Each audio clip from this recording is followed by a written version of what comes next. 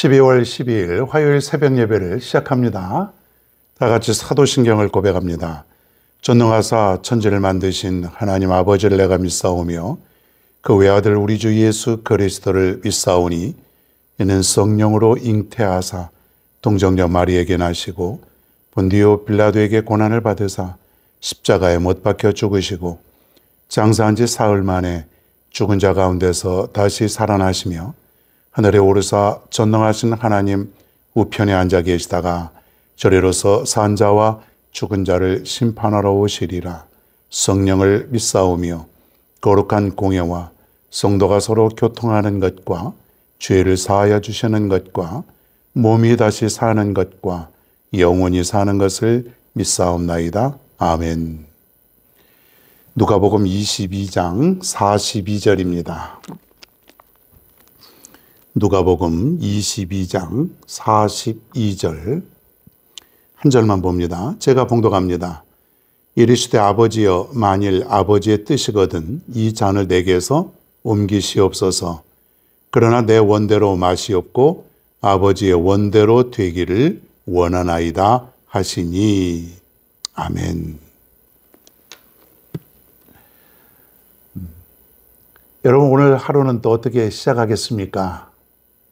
우리 하루가 늘 반복되는 것 같죠? 똑같아요. 거의 하루가 어제하고 오늘 또 그 전날 또 내일도 그럴 것 같고 일 다니고 교회 다니고 그냥 밥 먹고 거의 만나는 사람 비슷한 사람 매일 만나고 어때요? 지루합니까? 인생이? 재미가 없을까요? 그럴 수도 있어요. 사는 게 별로 재미도 없고 늘 똑같고 그래서는 안 되죠.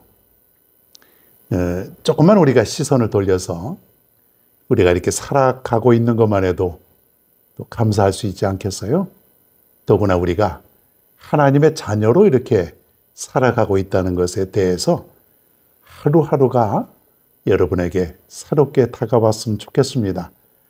똑같은 반복된 일상 속에서 내가 하나님의 자녀로 이렇게 살아가고 있다는 것, 오늘 내일 한 걸음씩 한 걸음씩 천국을 향해서 한 계단 한 계단 옮겨가고 있다는 것, 이렇게만 생각해도 여러분의 삶이 많이 달라질 줄로 믿습니다. 오늘도 활기차고 기쁨에 넘치는 삶이 되었으면 좋겠습니다. 오늘은 그 유명한 겟세마네의 기도, 예수님께서 이제 내일이면 십자가를 지게 되죠. 오늘 이제 이 겟세마네 기도 이후에 또 잡혀가고 빠르게 재판을 받고 또 바로 십자가를 끌고 지고 골고다 언덕을 향해서 가시고 그리고 운명하지 않아요? 이제 임박한 그런 시간들이죠. 자, 그때 예수님께서는 한적한 곳에서 기도를 하셨다. 어떤 큰 일을 앞두고 우리가 무엇을 해야 되는지를 예수님께서 보여주고 있는 거예요. 이제 제자들과 마지막 만찬을 마치시고 나서 예수님은 이제 겟세마네 동산으로 몇몇째 제자들과 함께 이제 가셨는데 거기서 간절히 기도합니다. 예수님은요, 늘 기도의 습관을 가지셨던 분이에요. 예수님의 하루의 일과를 끝나고 나서는 한적한 곳에서 늘 쉼을 가지시고 또 기도하시고 또 새벽에도 늘 기도하시고, 그러니까 자동으로 습관이 되는 그러한 기도의 삶이죠. 우리는 어떨까요? 교회 오면 기도부터 하는 습관이 우리에게 있어야죠. 바깥에서 사람 만나서 떠들고 이야기하고 차 마시고 그것보다는 먼저 주님 앞에 나와서 조용히 5분이든 10분이든 기도하는 그런 습관. 이 습관이 안 되면 안 돼요. 습관을 자꾸 들이셔야 돼요. 기도하는 습관, 성경 묵상하는 습관, 내가 말씀 듣는 습관, 예배하는 습관, 이런 모든 영적인 삶들은 습관이 되지 않으면 안 되는 거예요. 안 해도 그만이라고 생각하는 사람들은 잘 안 되죠. 근데 내가 기도하지 않으면 안 되고, 말씀 묵상하지 않으면 안 되고, 예배 내가 드리지 않으면 안 되고, 새벽에 깨어서 내가 예배하고 기도하지 않으면 안 되고, 이런 것들이 습관이 된 사람들은 그 시간이 너무나도 귀한 것이다. 더구나 큰 일을 맞이할수록 우리는 오늘 예수님께서 겟세마네 동산에서 기도하신 것처럼 우리도 그러한 모습의 삶을 살아야 된다. 그렇죠? 기도할 때 중요한 것은 하나님의 뜻대로 기도하는 것이에요. 하나님의 뜻. 우리는 기도를 내 뜻을 하나님께 전달하는 것을 기도라고 생각을 하죠.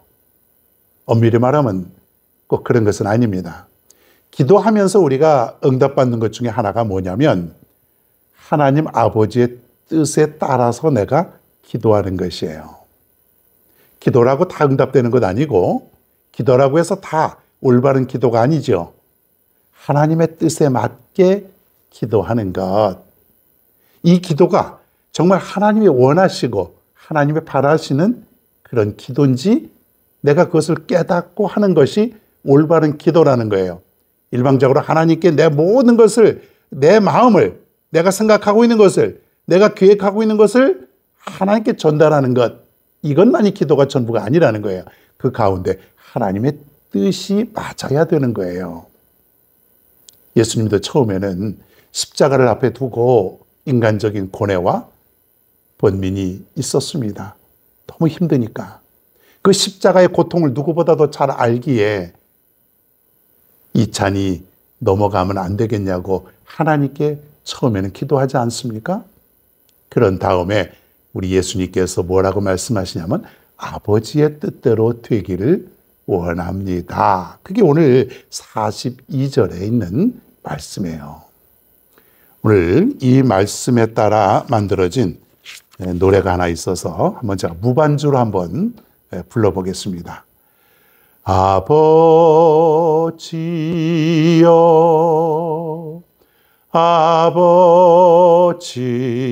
아버지여 전능하신 아버지여 당신 뜻이여든 당신 뜻이여든 이 잔을 내게서 옮기옵소서.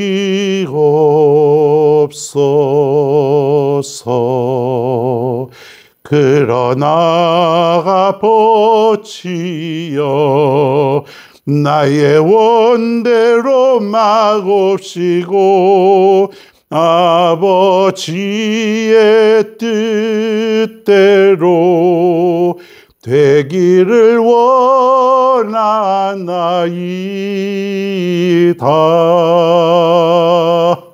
아멘. 아버지여, 아버지여, 아버지의 뜻이거든 이 잔을 내게서 옮기시옵소서. 이 잔이 뭐예요? 십자가를 지는 것. 너무 고통스러워서 혹시 아버지 생각에 이 잔을 내게서 지나가게 하실 수 있으면 그렇게 좀 해주시옵소서. 그러고 나서 잠시 기도했더니 그러나 나의 원대로 마시옵고 그러나 나의 원대로 마시옵고 아버지의 원대로 하시옵소서. 아버지의 원대로 되기를 원합니다. 그러니까 예수님께서도 처음에는 예수님의 뜻을 따라서 기도를 했지만은 이내 조금 후에 아버지의 뜻이 무엇인지를 깨닫고 아버지의 원대로 되기를 원합니다. 하나님의 뜻대로 되기를 원한다는 그 기도를 한 거예요. 이게 바로 우리가 이 세상에 살면서 내 욕심으로 내 원대로 그것이 아니라 아버지의 뜻대로 아버지가 원하시는 그 기도가 무엇인지를 깨닫고 기도할 수 있는 여러분 모두가 되길 바랍니다. 그런 다음에 예수님은 너무나 간절한 마음으로 기도했던지 땀방울이 핏방울이 되었다. 이건 뭐냐면 간절한 기도다 이거예요. 기도는 대충 하는 것이 아니에요. 간절하게, 간절하게. 정말 간이 끊어질 정도의 그 어떤 고통과 같은 그런 절절한 마음으로 그렇게 하는 것이 기도다. 예수님이 얼마나 힘을 주었는지, 어디에 긁혔는지 모르지만 약간 피가 흘렀던 것 같아요. 너무 힘을 주면은 또 실핏줄이 터지기도 한답니다. 이것은 간절한 기도.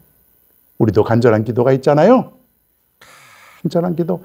들어주시면 좋고 안 들어주시면 많은 그런 것이 아니라 꼭 응답받기를 사모하며 간절한 마음으로 기도해야 된다. 오늘 예수님께서 겟세마네 동산에서 보여주신 기도의 모습을 우리가 봅니다. 늘 습관을 따라서 기도하고 아버지의 뜻대로 기도하고 그리고 간절한 마음으로 기도하는 그런 예수님의 모습을 통해서 우리가 이 땅에 살면서 어떻게 기도해야 하는지를 우리가 깨달았습니다. 오늘도 여러분 기도하는 마음으로 살아가십시오. 늘 걸어다니면서도 할 수 있고 잠시 시간을 내어서도 할 수 있고 교회 나와서도 기도할 수 있고 가정에서도 기도할 수 있고 잠깐이라도 간절한 마음으로 기도할 수 있는 그런 삶을 살아갈 수 있는 오늘의 하루가 되기를 바랍니다.